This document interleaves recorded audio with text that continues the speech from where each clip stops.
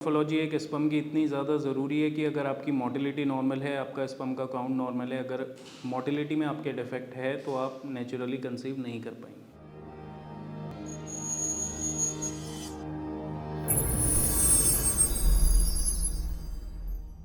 नमस्कार दोस्तों, मैं डॉक्टर सुप्रीत डॉक्टर हेल्थ से आपका बहुत बहुत स्वागत करता हूं। आज हम बात करने वाले हैं स्पर्म की मॉर्फोलॉजी को लेके।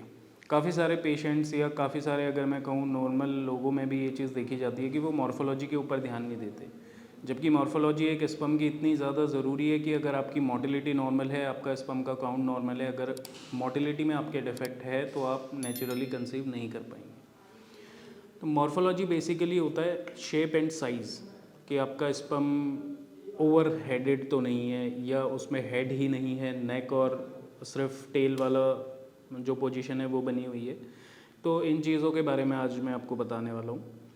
बेसिकली जो स्पर्म की मॉर्फोलॉजी होती है वो बहुत ज़्यादा नेसेसरी होती है एक नॉर्मल फर्टिलाइजेशन के लिए। अगर जो स्पर्म है वो अपने परफेक्ट साइज एंड शेप में नहीं होगा तो वो नॉर्मली जाके एग के साथ फर्टिलाइज नहीं कर पाएगा।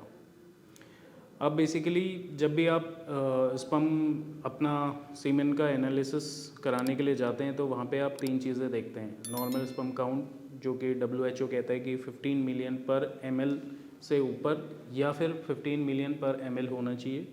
मोटिलिटी आपकी जो प्रोग्रेसिव है वो कुछ रिपोर्ट्स में दिखाया जाता है कि 32% होनी चाहिए। फिर भी एक नॉर्मल मोटिलिटी जो हम मानते हैं वो एबव 40% होनी चाहिए। अगर 40% से ऊपर आपकी मोटिलिटी है प्रोग्रेसिव या फिर उसे एक्टिव मोटिलिटी में कह लूँ, तो वो आपका 40% से अगर ऊपर है तो आप नेचुरली कंसीव कर सकते हैं। तीसरी मेन चीज़ आती है मॉर्फोलॉजी। मॉर्फोलॉजी के जो बेसिक फंडामेंटल है, जो WHO कहता है कि आपका 15 मिलियन से ऊपर काउंट है, आपकी मोटिलिटी ओवरऑल स्पर्म में 40% से ऊपर प्रोग्रेसिव मोटिलिटी है, तो वहाँ पे आपका जो 4% स्पर्म है उसकी मॉर्फोलॉजी नॉर्मल होनी चाहिए। ओवरऑल 100% में से 4% जो स्पर्म है वो उनकी मॉर्फोलॉजी, उनका शेप एंड साइज़ नॉर्मल होना चाहिए। अब बात आती है कि मॉर्फोलॉजी को लेके हम क्या चीज़ों का ध्यान रखें या किन चीज़ों से आप देख सकते हैं कि आपकी मॉर्फोलॉजी अच्छी हो सकती है, या कुछ ऐसी चीज़ें या कुछ ऐसे पॉइंट्स जिसका आप ध्यान रख सकते हैं कि आपके स्पर्म की मॉर्फोलॉजी ख़राब ना हो।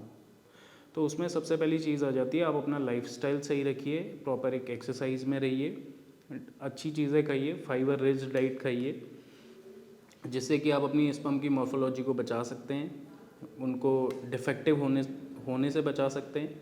उसके साथ साथ जिनका ऑक्यूपेशन, जिनका जॉब ओवर हीटिंग वाले एरियाज़ में है, तो वहाँ पे जो अपना टेस्टिकल वाला जो पेल्विक वाला पार्ट है उसे कोशिश करेंगे कि आप ओवर हीटिंग में ना लाएं।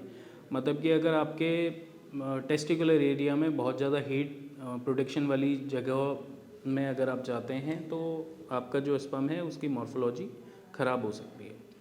तो अगर आप एक पेशेंट हैं या फिर आप एक नॉर्मल इंसान हैं, उसमें भी अगर आपको अपने सीमेन एनालिसिस की रिपोर्ट में दिख रहा है कि आपका काउंट, आपकी मोटिलिटी नॉर्मल है बट मॉर्फोलॉजी ख़राब होती जा रही है, या फिर 0% है, 1% है, 2% है, 4% से नीचे है, अगर ऐसा कोई भी दिक्कत आपको लगती है और आपको कोई सही सजेशन नहीं मिल पाता, तो नीचे दिए गए नंबर्स पे आप मेरी टीम से बात कर सकते हैं और एक सही गाइडेंस ले सकते हैं। नमस्कार।